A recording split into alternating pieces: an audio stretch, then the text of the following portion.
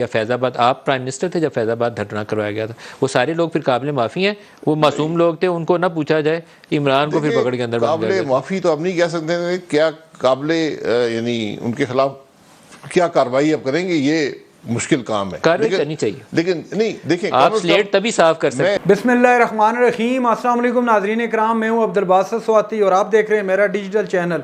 नाज़रीन इकराम, पहले आप ये वीडियो देखिए, फिर इस पर डिटेल में बात करते हैं और अपना रिएक्शन देते हैं। मैंने बार धरने की भी शहादत, आप वज़ीर आज़म थे, आप सबको पता था क्या हो रहा है। शहादत तो है ना, लेकिन अब वहां पर किसने किया, क्या किया, उसकी शहादत नहीं है।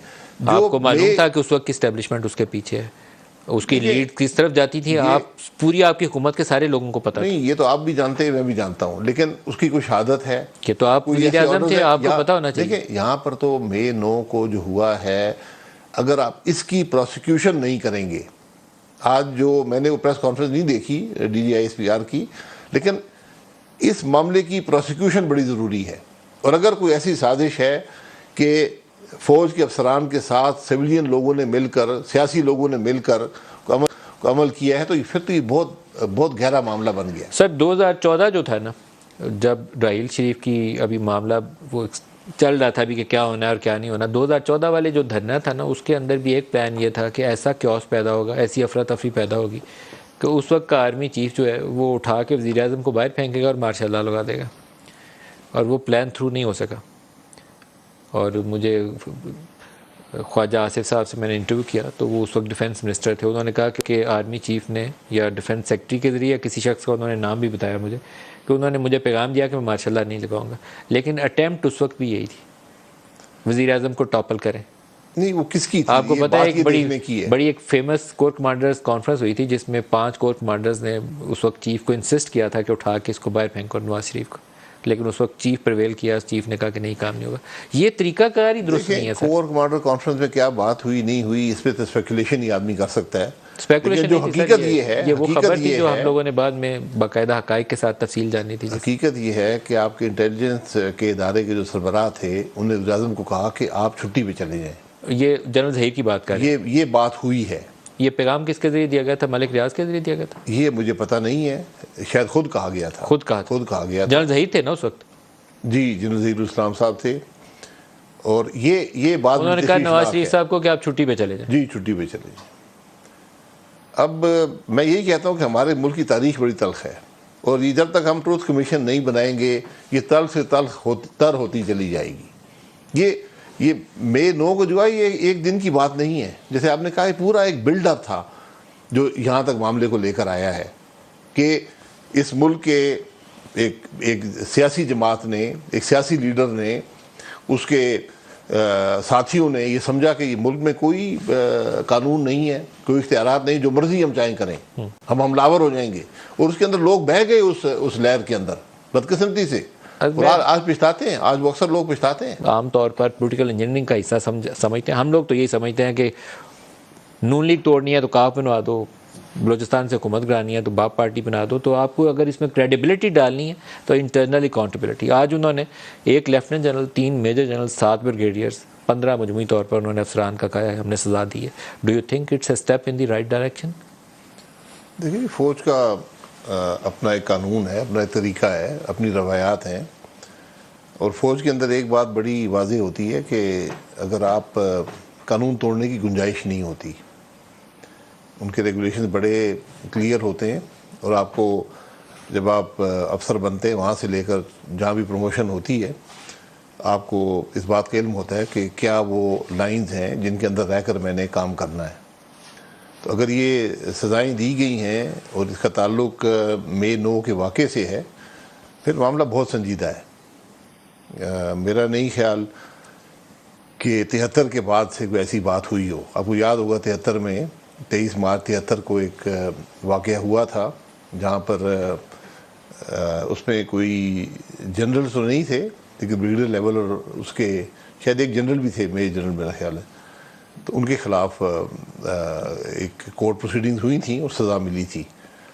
तो ये बात बड़ी तशवीशनाक है कि अगर ऐसी सज़ाएँ दी गई हैं और कोर्ट मार्शल के तहत दी गई होंगी, तो ये तो फिर काफ़ी मेरा ख्याल है एक आध वाक़या बाद में मोहतरमा की हुकूमत के दौरान भी है, वो कुछ ऑफिसर्स के ख़िलाफ़ एक्शन लिया गया था, लेकिन 9 मई बहुत बड़ा सानहा है क्योंकि आपकी मिलिट्री इंस्टॉलेशंस को कभी ऐसे अटैक वो तालिबान ने किया, GHQ पे हमला कर दिया या हमारी एयर बेसिस के ऊपर जाके अटैक कर दिया, लेकिन किसी सिविलियन प्रोटेस्ट के नतीजे में पूरे पाकिस्तान के अंदर फ़ौजी इमारतों को जलाओ गिराओ किया गया हो, मेरी याददाश्त में तो ऐसा कोई वाक़या नहीं हुआ। नहीं, कभी ऐसी बात नहीं हुई है। और ये तो जब से वाक़या हुआ है तकरीबन 2 महीने होने लगे, इस पर हर शख्स ने मजम्मत ही की है और एक बड़ा ही अफसोसनाक और मेरा ख्याल है पूरे मुल्क के लिए एक ऐसा वाक़या है जिसकी यानी हम मिसाल क्या, हम कोई उसके बारे में बात भी करनी मुश्किल हो जाती है कि आपके मुल्क के अपनी फ़ौज के हेडक्वार्टर पर हमला हो, एक आला अफसर का घर जलाया जाए कंटोनमेंट के अंदर, और उसको शय कहाँ से आई, ये एक वक्त के साथ ही सारा मामला पैदा हुआ है पिछले 1 साल में। जिस तरह वर्करों को शय दी गई, लीडरों को शय दी गई, नहीं आप जो मर्जी करें, हम कानून से बाला हैं। सानिया, ये सानिया है, यौम स्याह वो कहते हैं, फ़ौज वाले सही कहते हैं इसको, बिल्कुल सही टर्म यूज़ किया उन्होंने, ये सानिया है। ये एक दिन वैसे पाकिस्तान में होना था, 9 मई को ना होता तो जुलाई अगस्त को हो जाता, लेकिन ये कभी ना कभी होना था। हमने एक माइंडसेट डेवलप कर दिया था, माइंडसेट डेवलप कर दिया गया था कि कोई कानून नहीं है, कोई अथॉरिटी नहीं है, अब जो मर्जी है करें, आप पुलिस को पेट्रोल बम मारें, कोई पूछने वाला नहीं है, गिरफ्तार कोई नहीं किसी को कर सकता। ये माइंडसेट डेवलप किसने किया था? बड़ा मुश्किल होता है कि इस्टेब्लिशमेंट को आप टीवी चैनल पे इन हालात पे तनकीद करें, लेकिन मेरा उनसे सवाल है कि ये आपने अक्टूबर 2011 से लेकर 2018 में इमरान खान की हुकूमत बनने तक ये माइंडसेट आपने पैदा किया। आपने कहा बाकी सारे तो चोर डाकू हैं, ईमानदार एक ही शख्स है, आपने उसको जब ऊपर चढ़ा दिया है वो मीनार पाकिस्तान के ऊपर, तो फिर तो वो कहेगा बाकी सारे इस काबिल ही नहीं है कि मेरे से कोई बात करे। यही वो बातें हैं जिसकी हमें कम से कम सबक हासिल करना चाहिए, अगर और कुछ नहीं है। हमने सब देखा है, आपने भी देखा है, मैंने भी देखा है कि ये क्या हुआ, किस तरह ये सारा प्रोसेस डेवलप हुआ, किस तरह इमरान खान को सामने लाया गया, एक नैरेटिव क्रिएट किया गया। 2018 के इलेक्शन से पहले जो अमल हुए, ये डॉन लीग्स, ये विकीपीडिया, फिर 28 जुलाई 2017 का जो फैसला था, फिर 2018 के इलेक्शन की चोरी, ये एक पूरा प्रोसेस था। उसके बाद इमरान खान ने आकर जो 3.25 साल हुकूमत की, उसके अंदर जो कुछ किया वो भी आपके सामने है। नाज़रीन इकराम, आपने वीडियो देखी जिसमें शाहिद खाकान अब्बासी साहब नदीम मलिक साहब के शो में तशरीफ़ फरमा थे और बातचीत कर रहे थे 9 मई के हवाले से, क्योंकि 9 मई आजकल ज़ेर बहस है। उस हवाले से मिलिट्री कोर्ट्स का भी मामला बना हुआ है, ऊपर से उसके ख़िलाफ़ दरख्वास्तें भी दायर कर रखी हैं सुप्रीम कोर्ट ऑफ पाकिस्तान के अंदर। तो उस हवाले से उनसे पूछ रहे थे कि अगर 9 मई को ये सानिया हुआ, उनके खिलाफ कार्रवाई हो रही है, तो जो फैज़ाबाद धरने के अंदर हुआ था तो उसके खिलाफ भी कार्रवाई तो होनी चाहिए। नदीम मलिक साहब ने शाहिद खाकान अब्बासी साहब से कहा, तो शाहिद खाकान अब्बासी साहब सही उस तरीके से जवाब तो नहीं दे सके। बहरहाल उन्होंने कुछ ना कुछ जोड़ तोड़ करके उनको जवाब दिया। नाज़रीन इकराम, आजकल जो कुछ हो रहा है, सुप्रीम कोर्ट ऑफ पाकिस्तान ने आज जो एक मिलिट्री कोर्ट्स के हवाले से जो आज केस की समाअत हुई, उसमें हुक्म इम्तना जारी नहीं किया बल्कि मुस्तरद कर दिया गया दरख्वास्त को, क्योंकि अभी तक बहुत सारे ऐसे लोग थे जिनके दलाइल रिकॉर्ड होना और उनकी रोस्टम पर तशरीफ़ लाना अभी बाकी था। अभी उनके नाज़रीन कराम, आपने देखा जिसमें शाहिद खाकान अब्बासी साहब नदीम मलिक के शो में तशरीफ़ फरमा थे और बातचीत कर रहे थे 9 मई के हवाले से, चूँकि 9 मई आजकल ज़ेर बहस है। जो कुछ 9 मई को जो सानिया हुआ वो एक पाकिस्तान की तारीख का स्या दिन था, इसमें कोई शक नहीं है, दूसरी राय नहीं है। लेकिन सवाल किया गया नदीम मलिक की जानब से शाहिद खाकान अब्बासी से कि अगर सानिया 9 मई के अफराद को सख्त से सख्त सजा देनी चाहिए, तो दूसरी जानब जो फैज़ाबाद धरने में जो कुछ हुआ, उस वक्त आप वज़ीर आज़म थे, तो उनके बारे में आपका क्या ख्याल है? आपने उनके खिलाफ अभी तक कार्रवाई क्यों नहीं की?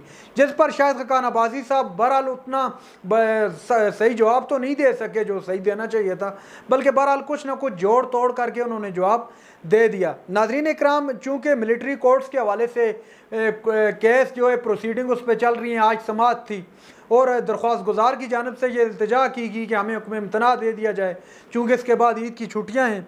तो जिस पर चीफ जस्टिस ऑफ पाकिस्तान ने अटारनी जनरल की यकीनदानी पर इनकी इस्तदा को मुस्तरद कर दिया गया और हुक्म दिया गया कि जितने भी मुल्ज़मान हैं उनके ख़िलाफ़ जो भी मुकदमात हैं उनकी नकूल जो है उनको फराम की जाएँ। वो ईद के मौके पर उनको उनकी बातचीत उनके घर वालों से करवाई जाए। जो लोग भी अपना शामिल तफ्तीश हैं जिनके ख़िलाफ़ तहकीकात हो रही हैं उनके घर वालों को इतला दी जाए कि आपके बंदू फ़लाँ बंदे को उठाया हुआ है। तो ना यह सूरत हाल है आजकल। और दूसरी जानब इंतहाई अहम बात यह है कि जो इलेक्शन है, इलेक्शन की बात गश्त सुनाई देने लग गई है और बहुत जल्द इलेक्शन की जानब बढ़ रहा है ये मुल्क। और कहा जा रहा है कि अगस्त के महीने में असम्बलियाँ अपनी जो है डिज़ोल्व कर दी जाएंगी और निगरान सेटअप आ जाएगा।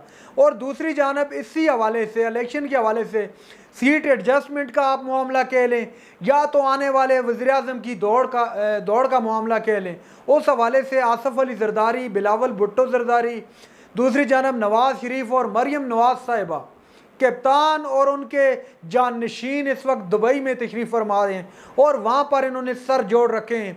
अब उससे क्या नतीजा निकलेगा, क्या पंजाब के अंदर सीट एडजस्टमेंट होगी या कि वज़ीर-ए-आज़म की दौड़ के लिए किसी एक पार्टी को एग्री किया जाएगा। नाज़रीन इकराम, ये थी आज की हमारी वीडियो। चैनल पर जो नए चैनल को सब्सक्राइब कर लें।